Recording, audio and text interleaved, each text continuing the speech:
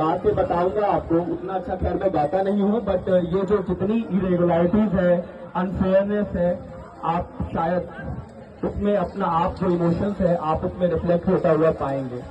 India जब आजाद हुआ तो एक वेलफेयर स्टेट की कल्पना की गई, एक इगैलिटरियन सोसाइटी की कल्पना की गई। तो क्या हमने जो सोचा था कि एक वेलफेयर स्टेट होगा, एक इगैलिटरियन सोसाइटी होगा, ऐसा शायद नहीं है। तो इसी पे एक शायरी बोलने या आप गाना बोलने, वो एक शायर रहे हैं हबीब जालिब, उनका उन्होंने ये नज्म लिखा है। तो आप मैं इसको बीच बीच में थोड़ा बहुत ट्रांसलेट कर दूंगा आप लोगों के समझने के लिए। तो वो मैं स्टार्ट कर रहा हूँ।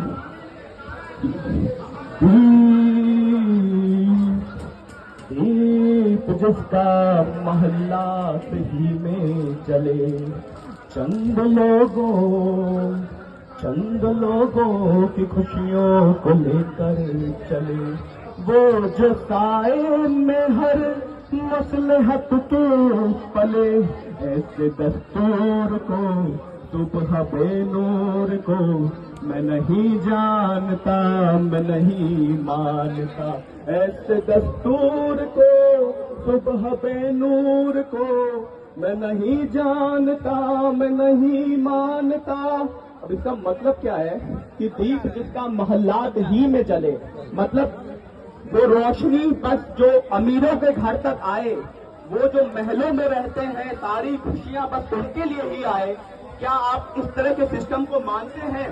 और वो मान लीजिए हम कहते हैं कि यूपीएससी में हम जैसे लोग हैं जो यहाँ पे बहुत अच्छी कोचिंग कर सकते हैं या कुछ और भी सारी तमाम सुविधाएं उनके लिए हैं, तो क्या ये सरकार की जो एलिटिज्म की एक उन्होंने भावना लाई है, क्या ये वो बस उनकी पॉलिसीज बस उनके लिए ही है? ऐसा तो नहीं है ना। जो हम जैसे लोग रूरल बैकग्राउंड से आते हैं, हिंदी माध्यम के बैकग्राउंड से आते हैं, ह्यूमैनिटीज के बैकग्राउंड से आते हैं, क्या उनका हक नहीं है? क्या उनका हकूक नहीं है? इससे आपकी सारी पॉलिसीज लॉपसाइडेड हो गई हैं कि आप बस उनके लिए बना रहे हैं जिन्होंने तमाम सुविधाएं हैं जो उनके माता पिता उनके लिए मुहैया करवा सकते हैं, बट उनका क्या, जो लड़के अपने सपनों के लिए जीते हैं, तो उनके लिए भी सरकार को सोचना चाहिए। तो ये गाना उनके लिए है कि दीप जिसका महल्ला ही में जले, चंद लोगों की खुशियों को लेकर चले, वो जो साए में हर मसलहत के पले, ऐसे दस्तूर को सुबह बेनूर को मैं नहीं जानता, मैं नहीं मानता, मैं भी खायफ नहीं तख्ताएदार से, मैं भी मंसूर हूँ कह दो अगियार से, क्यों डराते हो जिंदा की दीवार से, जुल्म की बात को जहल की रात को मैं नहीं मानता, मैं नहीं जानता, फूल शाखों पे खिलने लगे हैं, तुम कहो। यहाँ गवर्नमेंट कहती है कि अच्छे दिन आने वाले हैं। आप हमारे लिए सोचिए कि 2014 के बाद वैकेंसीज कम पे कम होती चली गई, हम युवा अपनी कमर तोड़ देते हैं और यहाँ वैकेंसीज यूपीएससी सीएससी में 1500 से 800 चली गई। आप सोचिए, कहते हैं कि बसंत आने वाली है, कि फूल शाखों पे खिलने लगे हैं, तो ये सोचिए आप, इससे आप रिलेट करेंगे खुद को कि फूल शाखों पे खिलने लगे हैं, तुम कहो, जामरिंदों को मिलने लगे हैं, तुम कहो, इस खुले झूठ को, जहन की लूट को मैं नहीं मानता, मैं नहीं मानता। तो क्या आप गवर्नमेंट के झूठ को मानते हैं क्या?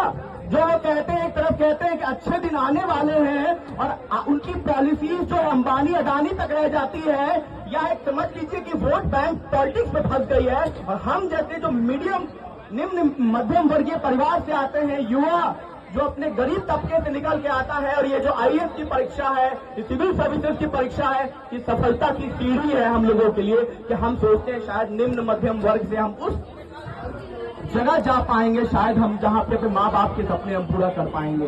तो क्या गवर्नमेंट के पॉलिसीज बस उन लोगों के लिए रह गई है? ये आपको पूछना है कि भाई आपने तो वादा किया था कि अच्छे दिन आएंगे, तो क्या अच्छे दिन बस चंद लोगों के लिए आएंगे? हम कहते स्टूडेंट्स के लिए नहीं आएंगे।